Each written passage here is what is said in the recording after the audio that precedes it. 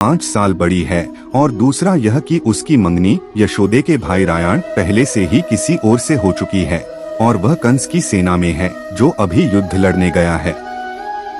जब आएगा तो राधा का उससे विवाह हो जाएगा, इसलिए उससे तुम्हारा विवाह नहीं हो सकता।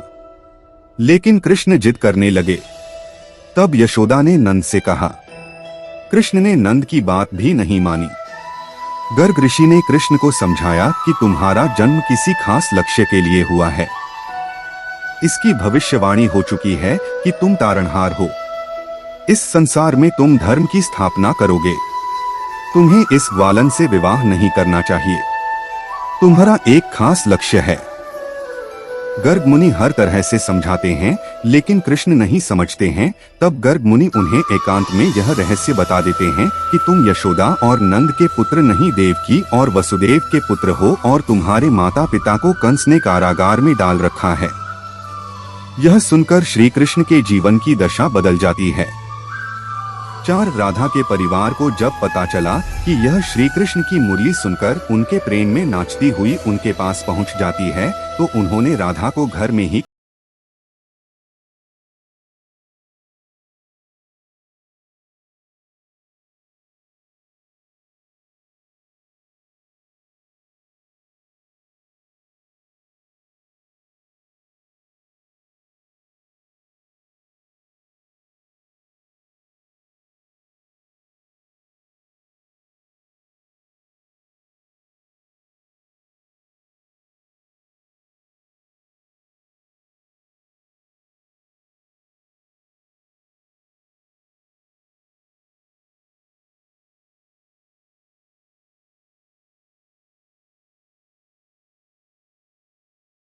राधा को छोड़कर मथुरा जाने से पहले दे दी थी।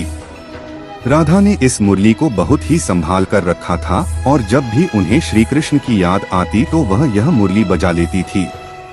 श्री कृष्ण उसकी याद में मोरपंख लगाते थे और वैजयंती माला पहनते थे। श्री कृष्ण को मोरपंख तब मिला था जब वे राधा के उपवन में उनके साथ नृत्य कर रहे मोर का पंख नीचे गिर गया था, तो उन्होंने उसे उठाकर अपने सिर पर धारण कर लिया था, और राधा ने नृत्य करने से पहले श्री कृष्ण को वैजयंती माला पहनाई थी।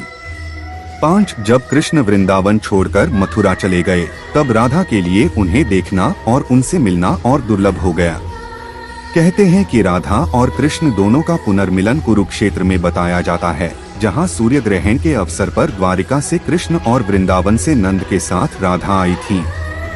राधा सिर्फ कृष्ण को देखने और उनसे मिलने ही नंद के साथ गई थी। इसका जिक्र पुराणों में मिलता है। इसके बाद राधा और श्री कृष्ण की अंतिम मुलाकात द्वारिका में हुई थी। सारे कर्तव्यों से मुक्त होने के बाद राधा आखिरी बार अपने प्रियतम कृष्ण से मिलने गईं। जब वे द्वारका पहुंची तो उन्होंने कृष्ण के महल और उनकी 8 पत्नियों को देखा। जब कृष्ण ने राधा को देखा तो वे बहुत प्रसन्न हुए। तब राधा के अनुरोध पर कृष्ण ने उन्हें महल में एक देविका के पद पर नियुक्त कर दिया। कहते हैं कि वहीं पर राधा महल से जुड़े कार्य देखती थीं, और मौका मिलते ही वे कृष्ण के दर्शन कर लेती थीं। एक दिन उदास होकर राधा ने महल से दूर जाना तय किया। कहते हैं कि राधा एक जंगल के गांव में रहने लगी। धीरे धीरे समय बीता और राधा बिल्कुल अकेली और कमजोर हो गई। उस वक्त उन्हें भगवान श्री कृष्ण की याद सताने लगी। आखिरी समय में भगवान श्री कृष्ण उनके सामने आ गए। भगवान श्री कृष्ण ने राधा से कहा कि वे उनसे कुछ मांग लें, लेकिन राधा ने मना कर दिया। कृष्ण के दोबारा अनुरोध करने पर राधा ने कहा कि वे आखिरी बार उन्हें बांसुरी बजाते देखना और सुनना चाहती हैं।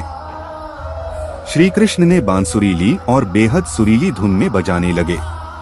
श्री कृष्ण ने दिन रात बांसुरी बजाई। बांसुरी की धुन सुनते सुनते एक दिन राधा ने अपने शरीर का त्याग कर दिया।